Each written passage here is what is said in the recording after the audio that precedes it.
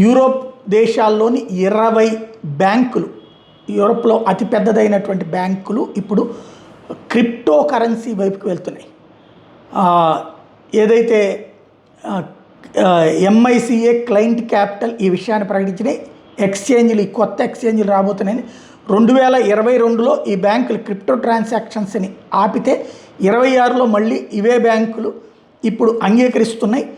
అంటే ఇక క్రమంగా డాలర్ దెబ్బతింటుండేటప్పటికీ ఈ కొత్త ఎత్తుగడ అమెరికా వేస్తుంది అన్నటువంటి విషయం అర్థమైపోతుంది. ఇదిగో ఈ బ్యాంకులన్నీ కూడా క్రిప్టో కరెన్సీ దిశగా అడుగులు వేస్తున్నాయి అన్నటువంటిది ప్రధానంగా కనబడుతోంది. ఇందులో బీపీసీఈ, తర్వాత Credit Agricole, BNP Paribas, BPCE, Societe Generale, Deutsche bank, Credit Mutuel, ING, Intesa Sanpaolo, UniCredit, BBVA, DZ bank, Caixa bank, Rabobank, Nordea, Commerzbank, ఇట్లాంటి ఏబిఎన్ అమ్రో బ్యాంకు వీళ్ళందరూ కూడా మారుస్తున్నారు.